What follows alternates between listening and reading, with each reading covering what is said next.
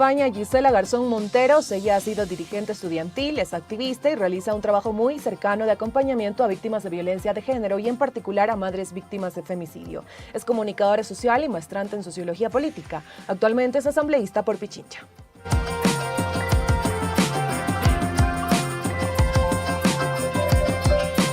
También está junto a nosotros Roger Celi, politólogo especialista en asuntos legislativos, coordinador del Observatorio Legislativo de Fundación Ciudadanía y Desarrollo.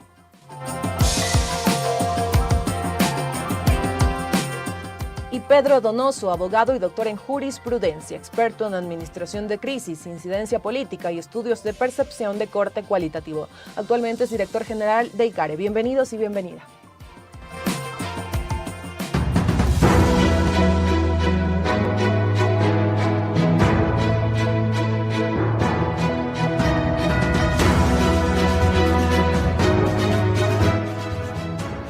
Iniciamos Ágora Democrática con el señor Roger Celi, que por favor nos comparta su lectura del panorama político que se evidencia en Ecuador con la instalación de la Asamblea Nacional y la llegada del nuevo presidente Daniel Noboa. Bienvenido. Muy buenas tardes ya con todos y todas. Muchas gracias por la invitación. Desde Observatorio Legislativo seguimos vigilando y observando la actuación de esta Asamblea Nacional. Y en ese sentido, nosotros vemos que es positivo este primer paso que ha dado la legislatura, y es el conformar las comisiones, el designar a sus autoridades, entiéndase el presidente de la Asamblea Nacional, los integrantes del Consejo de Administración Legislativa, falta el Comité de Ética, y pues esta primera alianza, digamos, que se da entre la Revolución Ciudadana, ADN, Partido Social Cristiano, Suma y otros legisladores, pues es un mensaje positivo, sin lugar a duda, para el país, en el sentido de que se dota de pragmatismo a esta compleja situación, país, como se decía al inicio, y este primer paso, en conclusión, es positivo. Lo único que nosotros observamos desde esta institución es la transparencia al respecto de qué estaba detrás de esas negociaciones, pero ahí pues se tendrá que dar un segundo paso, que es importante y que debe ser transparente, y es que las bancadas, junto con el presidente de la Asamblea Nacional, quienes presiden las comisiones especializadas permanentes, deberán presentar una agenda parlamentaria que por ley debe ser aprobada durante los 60 primeros días de gestión de las nuevas autoridades. Y en esa agenda parlamentaria deberán colocarse los temas más importantes que se han decidido, entiéndase las leyes que se van a tramitar, los procesos de fiscalización, sabemos que hay muchos pendientes en las dos materias, así como los procesos también de designación de autoridades, e incluso me atrevería a decir que debería colocarse en esta agenda de forma muy clara el tema de amnistías, de indultos que se van a tramitar. Más allá de que se van a aprobar o no las leyes, los procesos de fiscalización y las amnistías, creo que el Ecuador necesita transparencia al respecto de lo que se va a colocar en esta agenda de 1 año 6 meses. Ese segundo paso, insisto, debe ser transparente, y ahí pues el segundo paso estará dotado de un contexto político bastante tenso, en el sentido de que vamos a ver decisiones que podrían polarizar, decisiones complejas, como decisiones en materia económica, la reforma presupuestaria, las leyes urgentes que enviará el Ejecutivo, en materia de legislación, seguridad, gestión de riesgos, en materia de fiscalización, los juicios pendientes, un posible juicio a la Fiscal General del Estado, en materia de amnistías, ya lo conocemos, al respecto de posibles tratamientos de amnistías al ex canciller Ricardo Patiño, a policías. Entonces, para concluir, todas estas decisiones que se podrían poner en agenda en la Asamblea Nacional van a generar una suerte de mayorías móviles, posiblemente, de acuerdo a lo que se ha visto en los últimos periodos legislativos, y ahí estará pues el ojo de la ciudadanía vigilante al respecto de cómo y en qué contexto y sobre qué base se hacen estos nuevos acuerdos en la legislatura.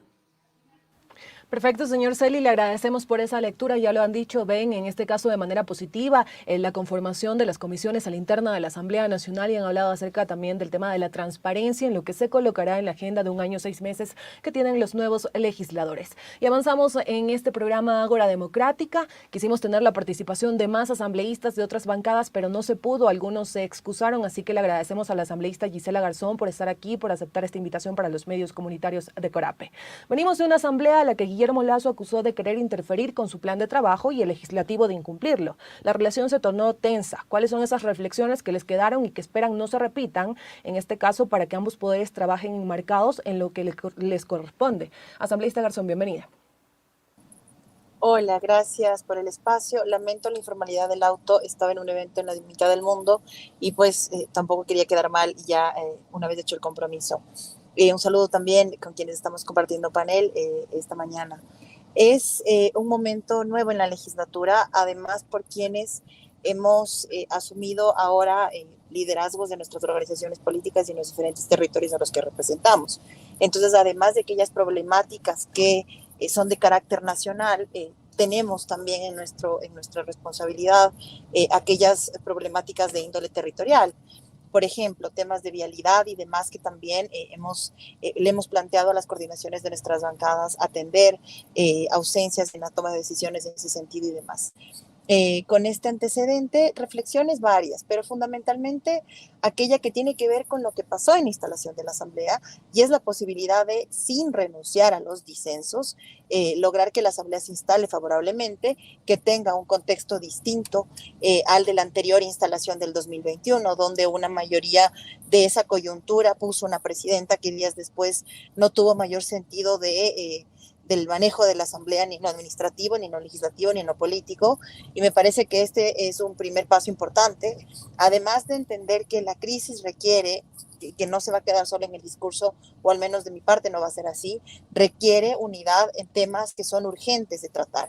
Por lo tanto, la agenda que hacía mención hace un momento va a incluir desde nuestra parte aquello que en la campaña decíamos es lo urgente de atender, que tiene que ver con la seguridad y que tiene que ver con la generación de empleo y oportunidades para lograr de alguna manera frenar la ola migratoria de este tiempo, y en más aquello que es lo emergente que tiene que ver con el fenómeno del niño y otros temas, sin dejar de lado lo que las comisiones tienen también pendientes. Por ejemplo, la consulta prelegislativa de la Ley de Comunas está en la Comisión de Garantías Constitucionales y tiene que llevarse adelante porque está aprobada.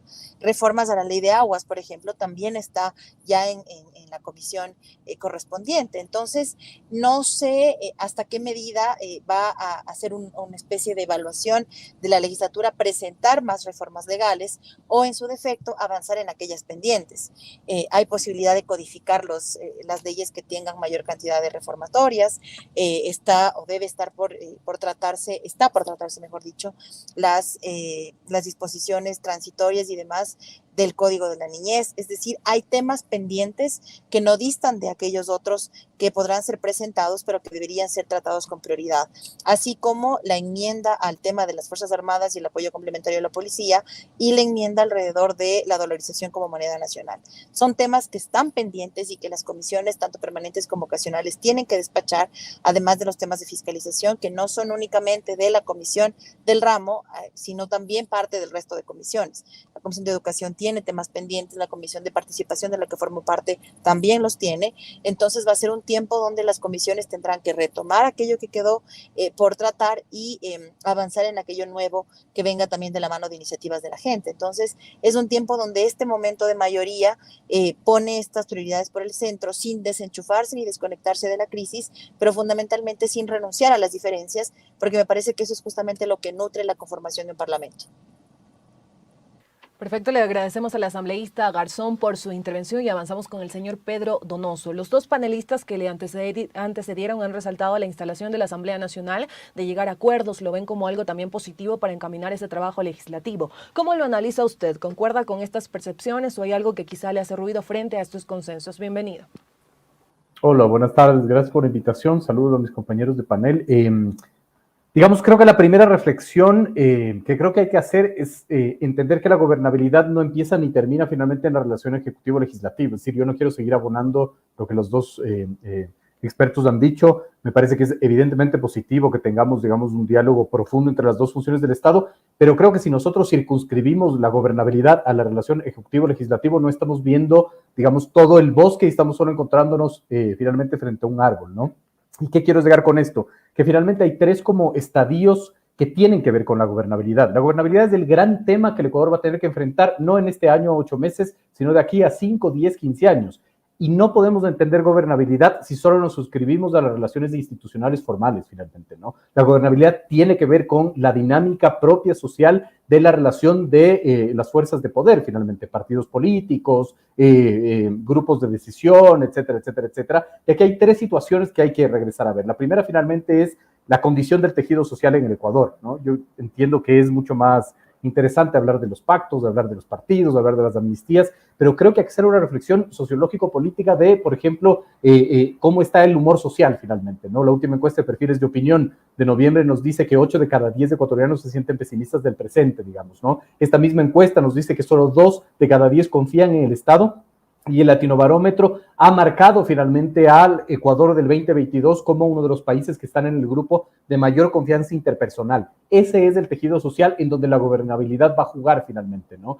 El segundo escenario es la profunda guerra interfunciones, en donde a la larga, si bien se puede resolver con un gran acuerdo, ¿no es cierto?, que no creería que es una alianza, sino un gran acuerdo de gobernabilidad ejecutivo-legislativo, estamos viendo que hay una guerra interfunciones en donde ni el ejecutivo ni el legislativo parecerían, digamos, estar, digamos, en disputa o entender finalmente esa disputa como instituciones, ¿no? Entonces, si nosotros solo nos circunscribimos a entender que la gobernabilidad del país empieza y termina en los acuerdos que se puedan hacer entre el presidente y los distintos bloques de la Asamblea, vamos a tener un problema, ¿no? Me parece súper interesante, además, reconocer el estado finalmente de este legislativo, ¿no es cierto? Este legislativo a la larga, de acuerdo a cifras, y tal vez Roger podrá corregirme si me equivoco, de acuerdo a las cifras publicadas por la misma Asamblea, hay 1060, digamos, proyectos de ley que han sido enviados a las comisiones. Es decir, hay una carga, ¿no es cierto?, gigantesca de un pasivo del trabajo del legislativo, ¿no es cierto? Entonces, hay que ver cómo se quiere intentar resolver finalmente la situación sociopolítica del país con esta carga finalmente para resolver leyes, ¿no? Me parece que, digamos, también el legislativo y el ejecutivo tendrían que entender la dinámica, cómo la violencia está cambiando el mapa de este país, por ejemplo, ¿no? No solo en el ámbito, digamos, de la violencia en sí mismo, ¿no? Entonces, por ejemplo, Ecoavisa publicaba hace 6 semanas que hay provincias en la costa en donde empresas aseguradoras ya no te aseguran tus bienes finalmente. La violencia está cambiando el mapa comercial del país. Hay finalmente un vocero de ICORRED, que es la red de cooperativas, está hablando de que empieza a haber un crecimiento en la mora de los microcréditos porque la gente empieza a preferir pagar las vacunas que de los microcréditos. Entonces empieza a cambiar también el mapa del microcrédito, es decir, el mapa financiero del Ecuador. ¿Qué respuestas va a dar el legislativo con eso? Frente a esta carga, además, de pasivos de proyectos de ley que se están dando, ¿no? Entonces, creo que es mucho más importante abrir el panorama y entender que la gobernabilidad no se circunscribe a esta relación, que es importante sí, pero no es la prioritaria, sino que ver también los otros actores y las otras circunstancias en las cuales se juega este juego de la política, ¿no? Perfecto, le agradecemos al señor Donoso por ese análisis. Y señor Celi, el señor Donoso ha hecho este análisis sobre temas que tienen que ver con la gobernabilidad. Ha hablado del tema de la guerra de hiperfunciones, la dinámica propia de la relación de las fuerzas de poder, entender también las nuevas dinámicas, como por ejemplo la dinámica de la violencia. ¿Qué otros temas también le añadiría a usted en este caso son importantes para evitar esta crisis de gobernabilidad de la que tanto se ha hablado en el país?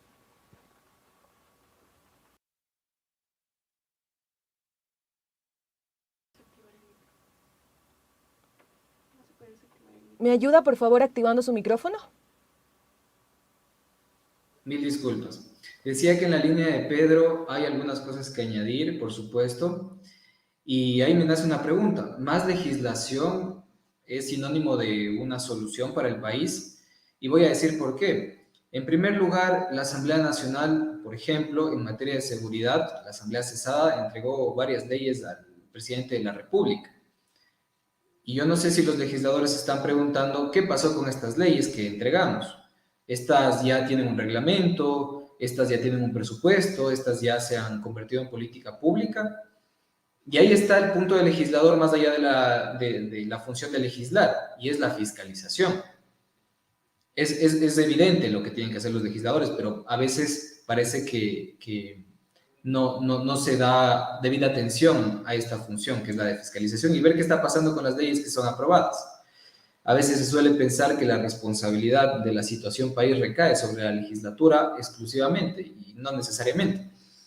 En segundo lugar, y ya para ir más en la línea de Pedro, Recordemos que el presidente de la República cuenta con leyes y puede operar más allá de las expectativas al respecto de reformas en distintas materias que ya ha mencionado incluso el asambleísta Garzón.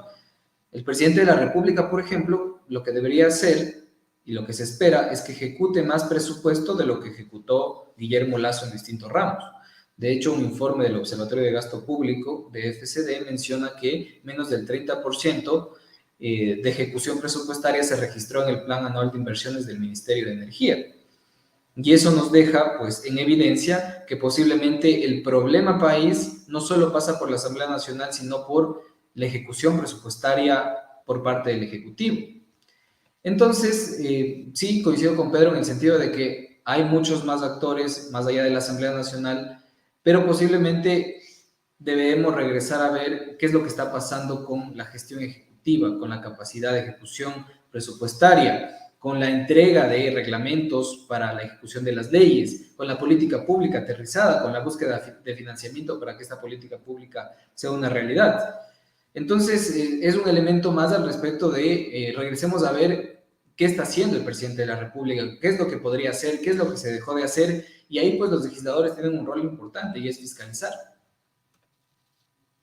Perfecto, le agradecemos por ese análisis al señor Roger Celi, también a las personas que están conectadas a Ágora Democrática, que nos escuchan a través de nuestros medios afiliados a nivel nacional en la costa, sierra, Amazonía y región insular, a quienes nos ven en las diferentes redes sociales y nos escuchan por streaming y por supuesto comparten cada una de nuestras transmisiones que hacemos aquí en los medios comunitarios de Corape. Y avanzamos con la legisladora Garzón. Se habla mucho también de la necesidad de que los actores políticos mantengan esa sensatez política en este caso y esos objetivos que en ocasiones se van perdiendo en el camino. ¿Cree usted que para evitar caer en estos temas se necesita de una mejor formación política de cada uno de los actores, tanto en el Ejecutivo, en el Legislativo y también de los funcionarios en cada uno de los poderes del Estado? Escuchamos. Solo para no dejar suelto algo que acababa de decir Roger, es importante también que no se caiga en la narrativa que únicamente fiscalizar es hacer juicios políticos a determinado funcionario. Y allí un llamado de atención siempre fue de mi parte a aquellos legisladores nuevos cuyas propuestas venían de la mano con destitución de funcionarios y demás. Cuando los procesos de fiscalización tienen un tiempo, tienen una construcción, tienen unos plazos que cumplir y tienen un alcance también. Hay varios temas que quedaron pendientes de las comisiones que presentamos en la anterior legislatura, comisiones que vinieron de la mano de liderazgos que no entendían ni el momento político ni la responsabilidad que tenían. Temas alrededor de la educación, infraestructura educativa, por ejemplo, informes sustentados no solo de nuestra parte, sino con gobiernos autónomos locales, juntas parroquiales que estaban preocupados por estos temas, quedaron en el archivo de presidentes como el anterior presidente de la Comisión de Educación. Y yo puedo dar fe de eso porque hice una investigación en ese tema, además del cumplimiento de las leyes. Por ejemplo, la Comisión de Justicia tiene que ajustar los tiempos de la evaluación que hizo una subcomisión dentro de esta misma mesa de la que yo formé parte para la aplicación de la Ley de Erradicación de Violencia contra la Mujer, ley que está muy bien sustentada, que tiene diferentes responsabilidades para todos los niveles de gobierno, centros de mediación, Consejo de la Judicatura, en fin, pero que no tenía presupuesto y que el Ministerio de la Mujer tampoco le puso un énfasis. Y esa evaluación se hizo en la comisión y hay que dar un seguimiento porque habían plazos de 3, 4 y 5 meses para determinados temas y responsabilidades. Entonces, suscribo que la fiscalización no es únicamente enjuiciar políticamente a un funcionario, sino fundamentalmente ir de la mano con la evaluación de las leyes que hacemos y su cumplimiento. Dicho esto, el tema político también tiene que ver con la decisión que tenga el gobierno. Es decir, en este momento, en este primer momento, se mostró sensatez, pero sobre todo se mostró la posibilidad de madurez política cuando venimos de un momento donde todo era la culpa del otro o donde se buscaba anular un adversario que gústeles o no existe en la contienda electoral, existe en el mapa político y está tomando decisiones también desde los diferentes niveles de gobierno.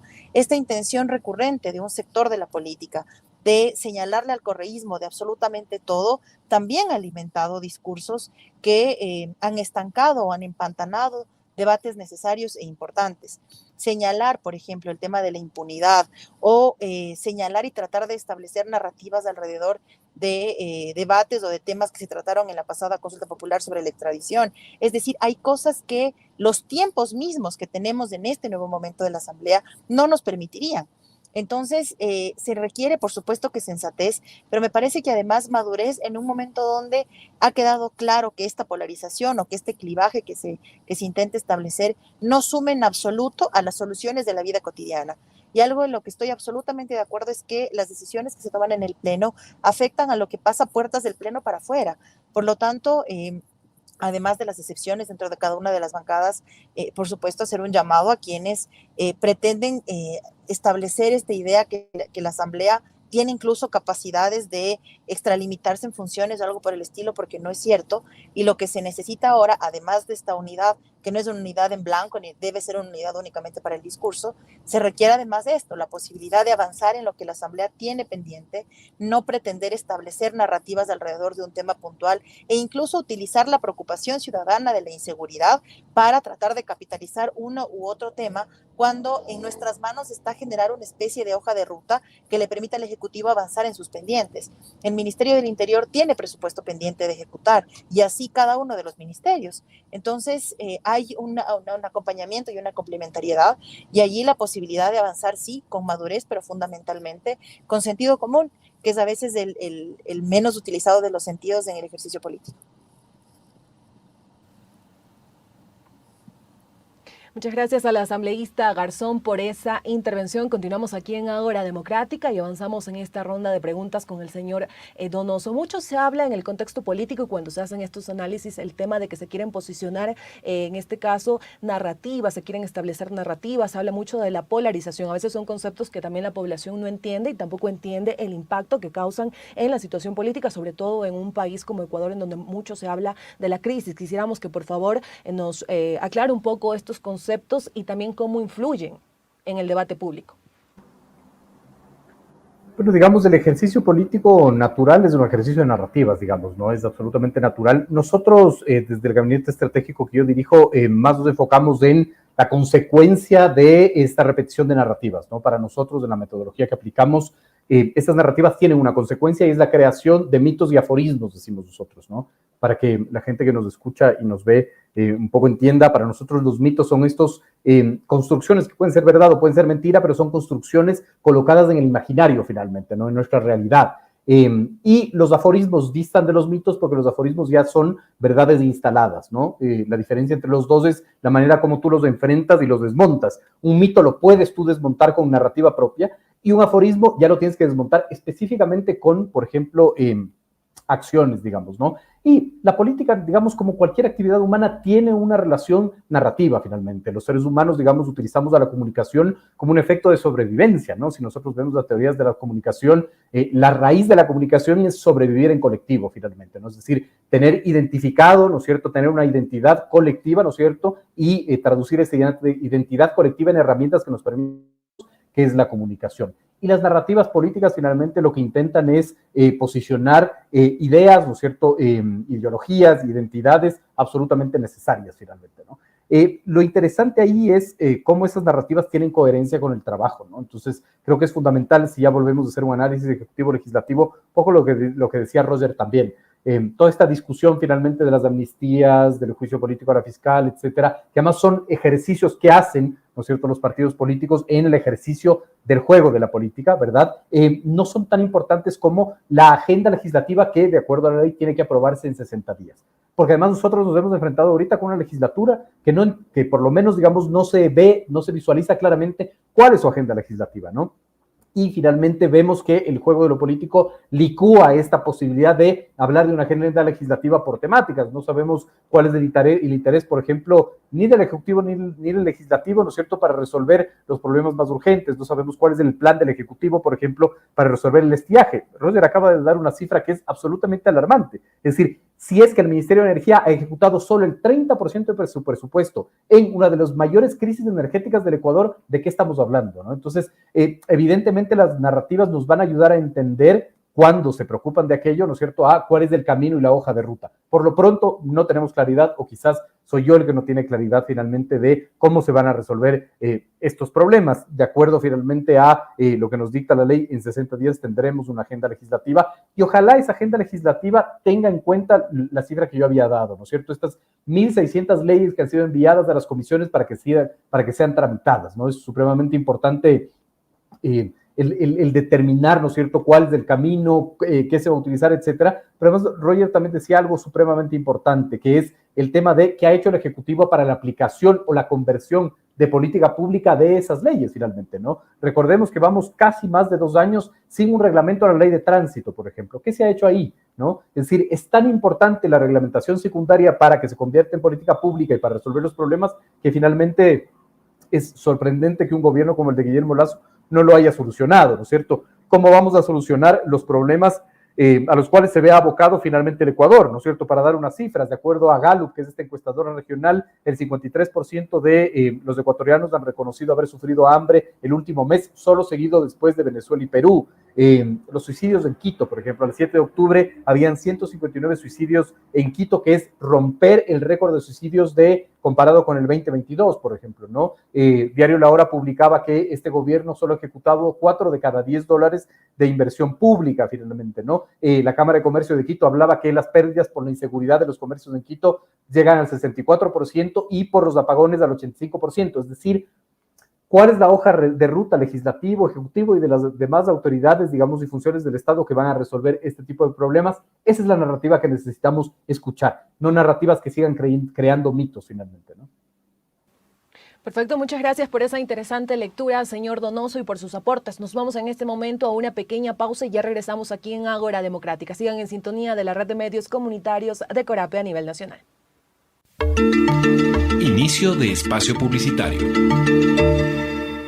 Atención, si perteneces a una comuna ancestral, comunidad, fundación y organizaciones sin fines de lucro de los pueblos y nacionalidades. Te recordamos que la Secretaría de Gestión y Desarrollo de Pueblos y Nacionalidades celebra tu diversidad y autonomía y estamos dedicados a registrar tus decisiones autónomas. Brindamos los servicios gratuitos de personalidades jurídicas, registros de directivas, de socios, de reformas de estatutos, de organizaciones, entre otras. Si eres de la zona 6 y 7, que corresponde a las provincias de Azuay, Cañar, Morona Santiago, Zamora Chinchipe, El Oro y Loja. Te invitamos a nuestra oficina en la ciudad de Macas, en las calles Hernando de Benavente y Pedro Carvajal, diagonal al Estadio Tito Navarrete. Para más información, llámanos al 023-834-037 o visita nuestro sitio web www.secretariapueblosynacionalidades.gov.es. Secretaría de Gestión y Desarrollo de Pueblos y Nacionalidades. Gobierno del Ecuador.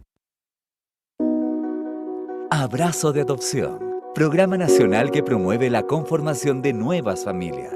Desde el MIES, trabajamos para mejorar y agilitar los procesos de adopción, para que más niñas, niños y adolescentes tengan la oportunidad de pertenecer a una familia. Si decides adoptar, accede a mayor información en www.inclusión.gov.es/adopción-medio nacional o acude al balcón de servicios más cercano del MIES en todo el país. Garantizamos su derecho a tener una familia adoptiva idónea.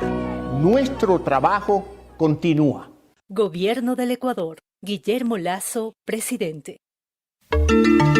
Fin de espacio publicitario.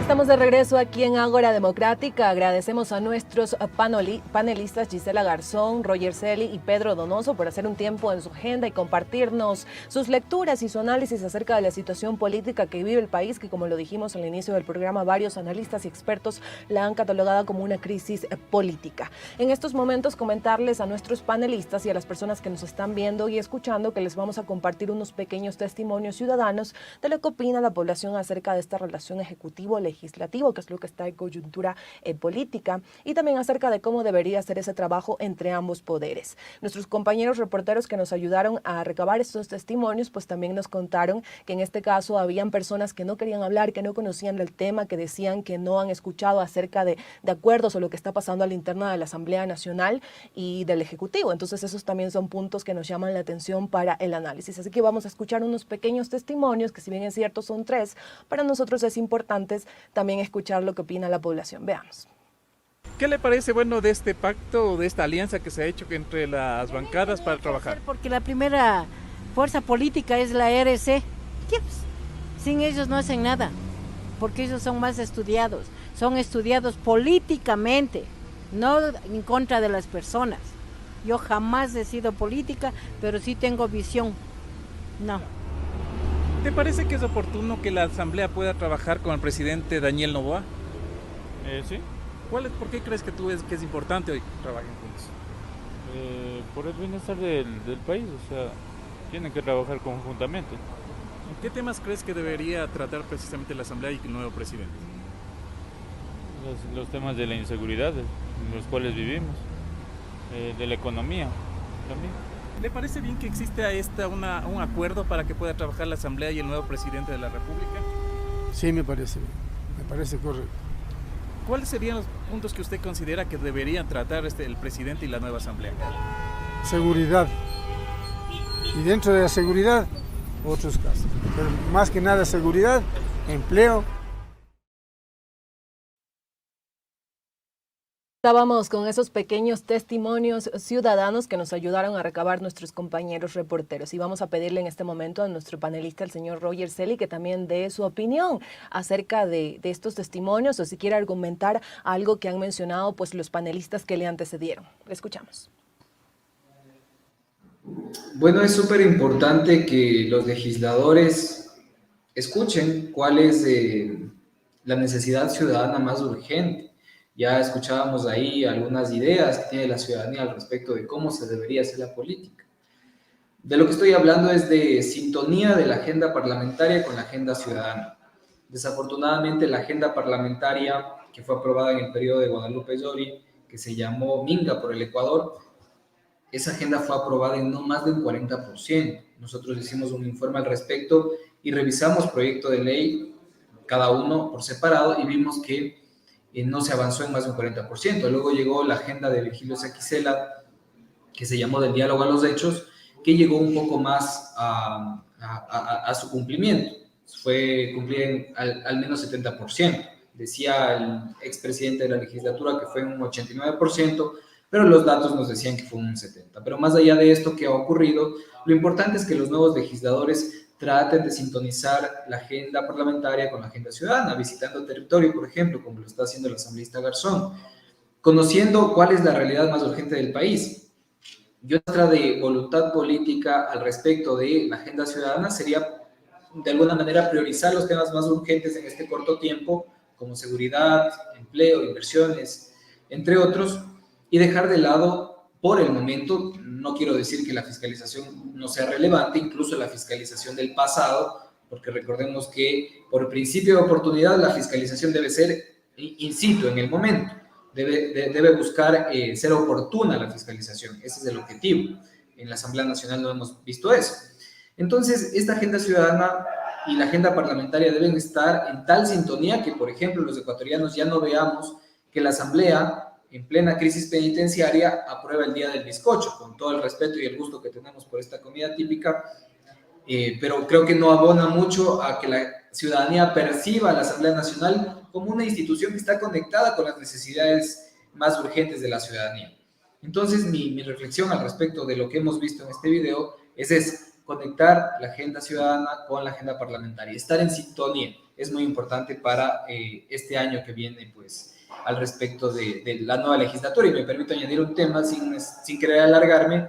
Vamos a un tema electoral en un año. Vamos a estar en un contexto en el cual los legisladores posiblemente, muchos de ellos, y ya lo hemos visto en periodos legislativos pasados, estén legítimamente más preocupados por la campaña, porque quieren ser reelectos, y de alguna manera la legislatura se queda descuidada. Incluso hemos visto un alto índice de desocupación de la curul, en donde ni siquiera el suplente es principalizado para que actúe en las votaciones de la Asamblea Nacional, y vemos 10, 20 curules vacías, y eso no es positivo para la percepción de la ciudadanía al respecto de una institución tan importante, insisto, clave para nuestra democracia. Muchísimas gracias, señor Celi. Ya lo ha dicho usted, que existe esa sintonía de la agenda parlamentaria con la agenda ciudadana. Y avanzamos con el señor Pedro Mozo. También, si en este caso tiene alguna apreciación acerca de estos pequeños testimonios que hemos visto, si desea argumentar alguna idea que en este caso han dado a conocer los panelistas a medida que ha avanzado el programa. Le escuchamos. Pero digamos, los testimonios están en sintonía con lo que te arrojan los cuantitativos, ¿no es cierto? Varios de cuantitativos, me refiero, por ejemplo, al último de perfiles de opinión, ratifican lo que ha sido, digamos, una constante en este 2023 e incluso en gran parte del 2022, ¿no es cierto? 6 de cada 10 ecuatorianos están preocupados por la inseguridad. Es la primera vez, ¿no es cierto?, que una temática se lleva más del 50% del pastel de preocupaciones, digamos, en los cuantitativos, ¿no? No es un secreto, todo el mundo lo sabemos, pero más allá de los testimonios, ¿no es cierto?, de la ciudadanía, que reflejan finalmente, como digo, los estudios cuantitativos, a mí lo que más me preocupa es el déficit que tiene este país en producción de información.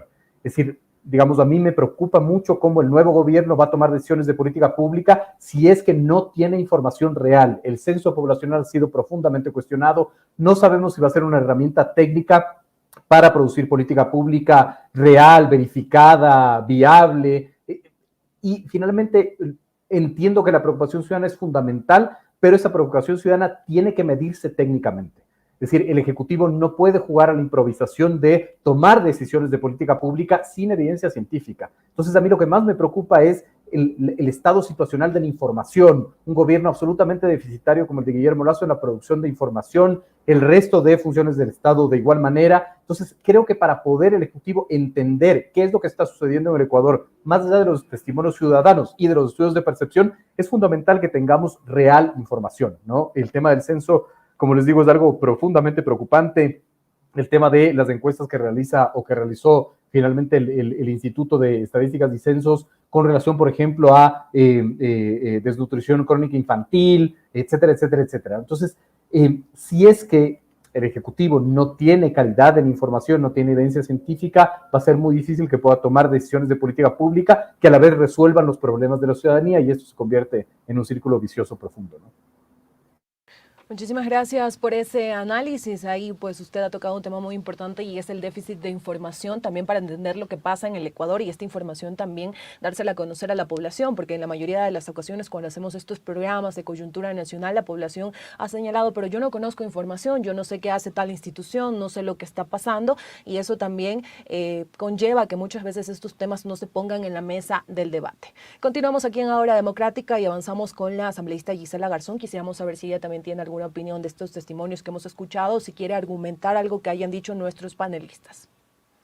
Sí, escuchaba los testimonios y recapitulaba un poco la campaña reciente porque además de la problemática y de la preocupación de la seguridad, hay características puntuales de cada territorio que no pueden desconectarse. Si bien una ley no es direccionada, si se quiere, a un solo territorio, a un solo cantón, a un solo sector, sí hay temas que hay que irlos vinculando también a la problemática de seguridad. Por ejemplo, la zona a la que represento, el Cantón Mejía, Cayambe, Pedro Moncayo, tienen un problema importante con el delito de vigiato. Es decir, la inseguridad se traduce, sí, al robo en la calle o a la preocupación cotidiana, pero en estas zonas rurales donde se vive del día, de la producción de la vaca que tiene la familia, si a esa familia le roba su cabeza de ganado, se queda sin el ingreso diario. Y entonces profundizar alrededor del tema del delito de vigiato, al menos en el análisis o en el debate, es necesario. ¿Qué pasa del otro lado, en el occidente de Pichincha? Hay una preocupación adicional, porque ante la falta de conectividad por la ausencia del puente sobre el Río Blanco, se evidencian otras problemáticas más. Disminuye la presencia de turistas en la zona, en fin, es decir, hay preocupaciones adicionales que también se traducen en cada uno de los territorios en alteración de su vida cotidiana. Entonces, esa es un poco también la necesidad de tener representantes de los diferentes sectores y territorios, que tengan claridad sobre el problema transversal, que es la inseguridad, pero que no se desconecten con esto otro, que son particularidades en cada una de las zonas. Y además se suma a esto la falta de recursos asignados a los gobiernos autónomos descentralizados que de alguna manera podrían atender estas necesidades territoriales puntuales. Entonces, sí, es clara que la preocupación y la necesidad de atención en la seguridad tiene que sumar los esfuerzos, pero sí me permito hacer un énfasis mucho más fuerte en lo que puede hacer el gobierno y debe hacer el gobierno. Entiéndase una declaratoria de emergencia, entiéndase hasta dónde no ha llegado la ejecución presupuestaria, qué le falta a la policía, si es necesario o no recomponer, por ejemplo, un ministerio como el de justicia para que vuelva a tener la rectoría en la rehabilitación social, porque parte importante, y lo han dicho diferentes analistas, para pacificar las calles es pacificar las cárceles realmente, no intervenciones coyunturales por temas puntuales. Y esto esto viene de la mano y es una especie de cadena de responsabilidades. Decía Roger al iniciar, en efecto, la asamblea pasada aprobamos diferente normativa. La ley de uso legítimo de la fuerza, hasta donde recuerdo, se aprobó en agosto del año pasado y se reglamentó apenas a febrero o marzo de este año. Es decir, tampoco hubo ese sentido de urgencia de parte del gobierno para instrumentalizar de mejor manera una ley que exigió mucho que se apruebe a la brevedad. El mismo gobierno, y que después decía que la asamblea era el problema y demás, ya lo sabemos, y sabemos con qué cifras nos deja. Pero algo que es importante también decirlo es que estos sentimientos de la ciudadanía, estas percepciones, sí pueden mejorar también cuando la institución como tal, en este caso la asamblea, utiliza los insumos y las herramientas que tiene para acercarse a la gente. La asamblea tiene una dirección de participación ciudadana que trabaja en relación directa con las casas legislativas a nivel nacional, que no son únicamente espacios para que el asambleísta de Guayas, de Manabí, etcétera, tenga dónde estar o dónde hacer oficina cuando llega al territorio, sino tienen que ser el espacio de llegada de la gente para preguntar qué ley o qué otro tipo de normativa le puede ayudar o acompañar. Puede servir como un espacio de diálogo entre diferentes, es decir, activar estos mecanismos, no únicamente para tener a alguien trabajando en el territorio, sino también utilizar esto que es la participación ciudadana desde las casas legislativas. Hay experiencias que dieron resultados en anteriores asambleas, caravanas culturales, un bus interactivo que recuerdo se movía por diferentes sectores y que servía como esto, como la cercanía de la institución al territorio. Y eso también va a ser importante para que la ciudadanía de alguna forma sepa que tiene a dónde llegar. Ante esta ausencia de todo, sí es importante que la institución, yo sé que los tiempos son cortos y demás, pero no interrumpen el tratamiento legislativo ni de fiscalización, activar estas posibilidades de acercamiento de la institución a la gente. Si hay una de las cosas que también nos decían, y con eso termino, es que no hay quien escuche. Muchas veces las personas nos contaban en la campaña qué es lo que le preocupaba de su familia, de su negocio, y esta falta de escucha y respuesta de las autoridades también hace que haya muchos cuestionamientos alrededor de lo que hacemos nosotros desde nuestros cargos. Y me parece que ahí las instituciones también pueden hacer su parte para tener una retroalimentación con la gente y saber también cuáles son sus preocupaciones, además de aquellas que son de índole nacional. Perfecto, le agradecemos a la asambleísta Gisela Garzón por esa intervención y avanzamos en esta última ronda de preguntas antes de pasar a las conclusiones.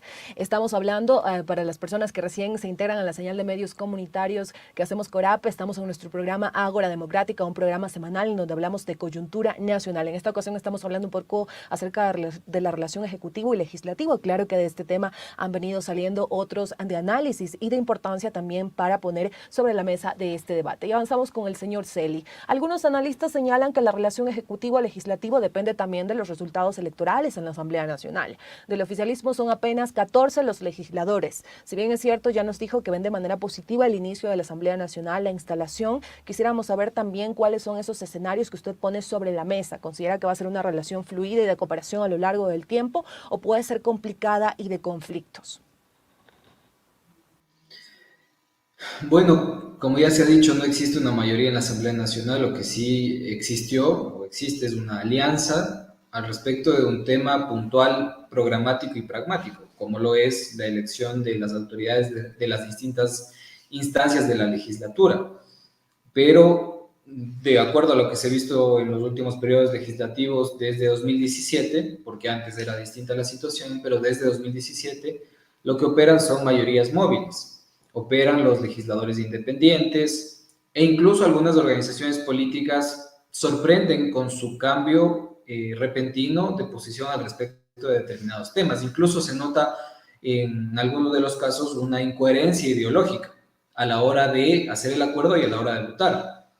De hecho, nosotros hicimos un estudio también, por ejemplo, de las propuestas que había presentado determinada organización política, avaladas, digamos, por el legislador, y luego lo comparamos con su coherencia a la hora de votar, y muchos legisladores no eran coherentes con lo que habían propuesto por escrito en el plan de campaña frente a lo que votaban en realidad.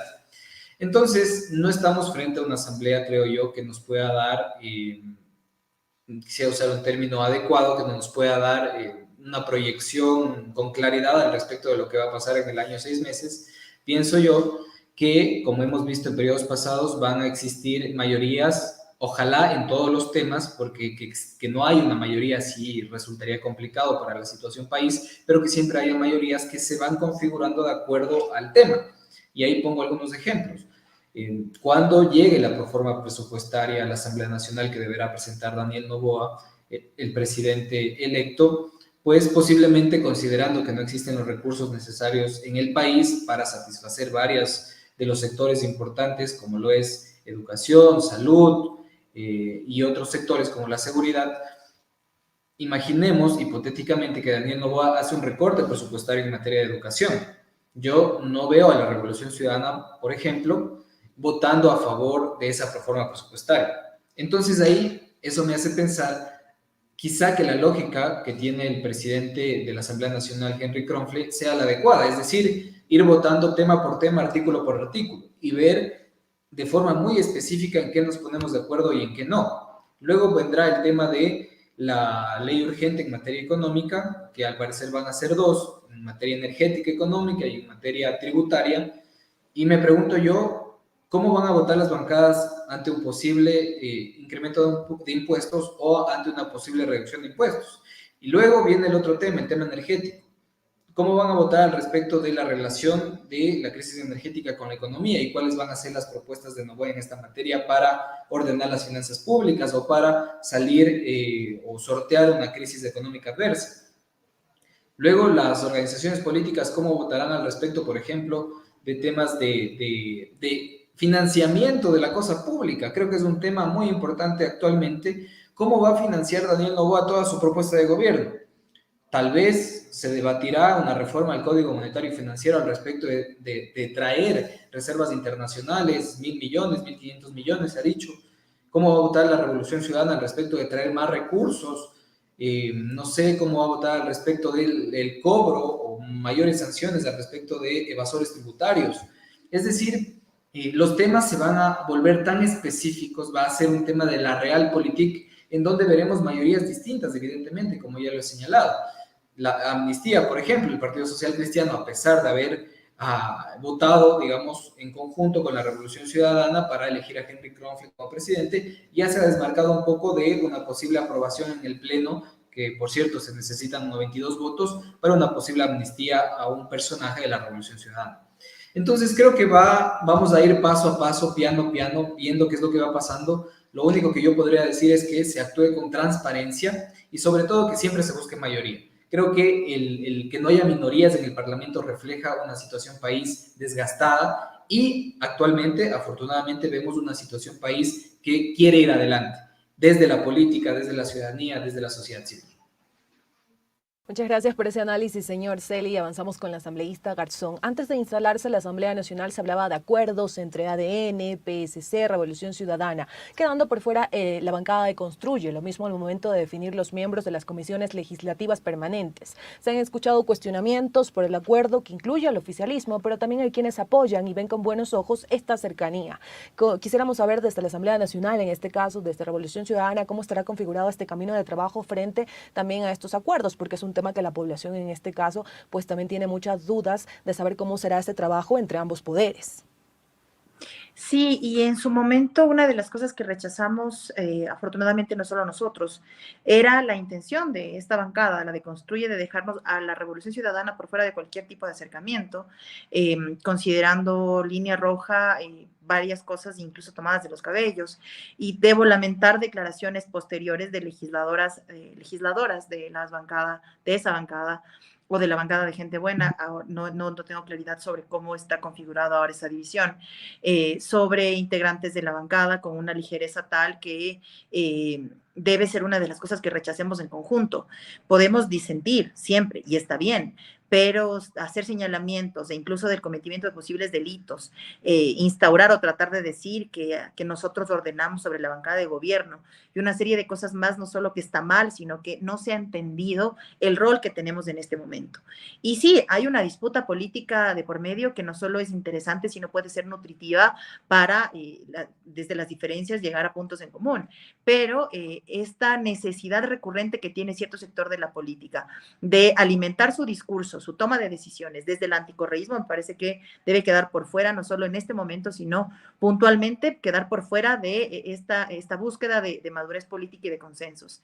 De ahí El trabajo legislativo viene de la mano, por supuesto, de la postura ideológica y política que tenemos cada una de las bancadas. Y eso debe quedar claro. Si es que hay una intención de privatización, por ejemplo, o de reducción de presupuestos, cuando nosotros fuimos los proponentes de una ley de presupuestos incrementales, no solo que nos opondremos, sino que además daremos los argumentos y cuáles son alternativas de distinta toma de decisión, como sucedió en algún momento con la ley tributaria, por ejemplo. Presentamos una alternativa que se basaba en el control de elevación tributaria para generar mayores ingresos y únicamente tuvimos los votos de nuestra bancada y del resto no, porque venía del correísmo, independientemente de que sea buena o mala la ley. La decisión era no apoyar al correísmo. Y entonces, en este momento, repetir esas prácticas no solo que estaría mal, sino estaría distante totalmente de lo que la gente pide, requiere y merece para volver a vivir en paz. Pero la cercanía con el gobierno y la toma de decisiones en materia política, cercanía me refiero a la posibilidad de esta mayoría, por supuesto que va a mantener distancias desde las posturas de cada uno de los partidos y movimientos. Yo no creo, ni defiendo, ni diré nunca que llegamos y renunciamos a nuestra bandera política, porque sería entonces también, digamos, darle un poco a la espalda a la gente que nos votó por formar parte de una organización política, por nuestras capacidades o por el proyecto que representamos. Entonces, en ese escenario, lo que me parece es tratar de hacer algunos temas. Primero, identificar qué hace la Asamblea. En el caso de la amnistía en cuestión, la comisión la recibió y tiene que tratarla así como otras que se han presentado. Tiene que darle el tratamiento, la investigación, en fin, la sustanciación del tema y llevar al pleno para una votación. Pero en más, no es lo único que hace la Asamblea. Y eso es una de las cosas también importantes que nos corresponde a nosotros demostrar. Estar en capacidad de salir de la Asamblea, de sesionar en diferentes zonas del país, de acercarnos a diferentes problemáticas, de sin desconocer aquellas urgencias como la energética, de salud y demás, atender también a aquellos profesionales que han sido vulnerados sus derechos, evaluar qué ha pasado con estos temas, es decir, avanzar también y afianzar estas posibilidades de acercamientos que sin desconectarnos de las urgencias permitan que la Asamblea se aterrice en el territorio y lo haga cercano con la gente, que es la razón de ser del ejercicio legislativo también. Perfecto, le agradecemos a la asambleísta Gisela Garzón por ese análisis y avanzamos con el señor Donoso. Usted hace poco hablaba en este caso de que hay muchos factores por los que también se depende la gobernabilidad y lograr la gobernabilidad en el país. ¿Cuáles son esos errores que no se deben repetir o darle continuidad para evitar crisis en cuanto a este tema, en cuanto a la gobernabilidad, que es algo de lo que tanto se habla en Ecuador? Pero, como les decía, ¿no es cierto? La gobernabilidad no solo está circunscrita a la relación institucional, digamos, es decir, creemos nosotros profundamente que la gobernabilidad tiene que ver con indicadores y dinámicas socioculturales, sociopolíticas también. Es decir, cuando tenemos un humor social y un tejido social absolutamente destrozado, ¿no es cierto? Cuando la violencia cambia el mapa de un país, cuando hay una guerra interfunciones, ¿no es cierto? Entonces, la gobernabilidad no va a tener que ver con esta asamblea, tiene que ver con finalmente otros factores institucionales o no institucionales, por ejemplo, cómo va a plantear el gobierno su relación con los movimientos sociales, por ejemplo, cómo va a plantear el gobierno su control o su no relación, si podemos decir así, por ejemplo, con el crimen organizado que marca una agenda en el Ecuador, ¿no es cierto? La guerra de interfunciones es fundamental de entender, ¿no es cierto? Tenemos un presidente que no es un actor de peso en la guerra de interfunciones, en esta disputa por el control de la Fiscalía, por el control de la Justicia, por el control de la Corte Constitucional, en donde están varios bandos, digamos, varios intereses políticos, etcétera. Y la gobernabilidad, de una u otra manera, si estamos viendo además acuerdos en la Asamblea muy puntuales, que son acuerdos para estructurar el andamiaje administrativo del legislativo, yo creo que, y es un escenario altamente probable si utilizamos la metodología de análisis de proyección con escenarios, ¿no es cierto? Creo que es altamente probable que se acabe mientras se va acercando el periodo electoral, digamos, ¿no? Y ahí creo que hay un problema. Finalmente nosotros entendemos el 2024 como un periodo electoral. ¿Por qué? Porque si es que se cumple el llamado a una convocatoria, una consulta popular, vamos a estar en elecciones y vamos a estar en elecciones a la vuelta del 2025, ¿no? Entonces, no va a ser tan fácil, digamos, el proceso de gobernabilidad y de acuerdos, además con una legislatura tan compleja de leer finalmente, ¿no? Yo siempre les digo a mis clientes, una cosa es cómo llegan los asambleístas a la legislatura y después cómo se recompone, ¿no? Usted decía, el bloque de ADN es de 14, no, es de 25 finalmente. No sabemos cómo llegó a subir de 14 a 25, no sabemos el costo político que eso involucró, ¿no es cierto? No tenemos claridad finalmente cómo van a votar si nosotros hacemos un análisis, ¿no es cierto? Revolución Ciudadana tiene 51 legisladores, ADN 25, Social Cristianos 18, Construye 18, sumados dan 114. Los 23 restantes, ¿no? Es decir, ¿Cómo operan? ¿Cuál es su funcionamiento? Por eso, una de las cosas que yo más evito decir, y siempre les damos a la reflexión, es no sigamos diciendo que hay asambleístas independientes. No existen asambleístas independientes. En el Ecuador hay la estructura de partidos políticos, los asambleístas llegan con un partido político y renuncian a esa militancia, finalmente, o a esa disciplina partidista, ¿no? Entonces, esa es la gran pregunta, pero además también tenemos que hablar de la gobernabilidad local. Es decir, vamos, por ejemplo, a tener fricciones o podríamos tener fricciones de gobernabilidad en los municipios de Quito. Por ejemplo, el municipio de Quito no tiene finalmente una mayoría clara en su consejo cantonal. El de Manta es bipartidista. Yo siempre pongo este ejemplo, el alcalde del PAN llegó con 6 votos de diferencia del segundo. Es decir, la gobernabilidad es el verdadero issue que va a tener que enfrentar el Ecuador en 5, 10, 15 años y no está solo ligado al tema institucional. Perfecto, le agradecemos al señor Donoso por ese análisis y estamos llegando a la parte final de Ágora Democrática, pero no sin antes pedirles a nuestros panelistas que nos ayuden con su conclusión en 30 segundos, por favor, también por la duración del programa, porque las radios nos están retransmitiendo a nivel nacional y también por la agenda de cada uno de ustedes. Así que empezamos con el señor Roger Celi con su conclusión en no más de 30 segundos. Muchísimas gracias. 2 cosas clave. La primera es transparencia. Entre más se digan las cosas, entre haya mayor información, hay más confianza. Así funciona esa lógica. Y en segundo lugar, cuidado con el transfugismo político, con el famoso camisetazo. Creo que eso durante los últimos años ha sido una tónica que no ha sido observada debidamente y esperamos que las organizaciones políticas sean maduras para lograr ser orgánicas en la legislatura. Creo que eso también es un mensaje positivo para el país. Que no se desarmen las bancadas, las organizaciones políticas y posiblemente las mayorías. Muchísimas gracias y ahora avanzamos con la asambleísta Gisela Garzón Monteros. Su conclusión en 30 segundos. Pedirle a la ciudadanía que esté pendiente, cercana, a quienes por supuesto tienen interés en el tema político, de lo que esté pasando en la asamblea, porque serán actores fundamentales en la toma de decisiones. Y de allí que hay una nueva clase política, una nueva generación política, mejor dicho, de la que me honro formar parte en las diferentes organizaciones políticas, me honro formar parte de la mía, que también traemos en este momento no solo la posibilidad de no tener ninguna cercanía o ninguna tara para tomar decisiones, y también traemos nuevas banderas y nuevas luchas que vienen de la mano con los problemas del país. Por lo tanto, estamos comprometidos con eso y estamos aquí, esta nueva generación, para seguir haciendo camino, pero fundamentalmente para quedarnos en las organizaciones y poder seguir pasando páginas en estos nuevos momentos de nuestro país. Muchísimas gracias y ahora avanzamos con el señor Pedro Donoso. Su conclusión, por favor, en 30 segundos. Yo creo que es importante reconocer el rol que no juega la política, finalmente, que juegan los otros actores del Estado, ¿no es cierto? Las élites, no lo digo élites de manera despectiva, sino las élites académicas, culturales, sindicales, gremiales, etcétera, para involucrarse finalmente. Ya el Ecuador no aguanta más el que los tomadores de decisión le quiten el cuerpo a la realidad. Creo que es fundamental, digamos, entender que necesitamos más espacios de debate y más involucramiento del resto de actores sociales y no solo poner todo el peso, digamos, a la política y a los actores políticos. Perfecto, muchísimas gracias a nuestros panelistas por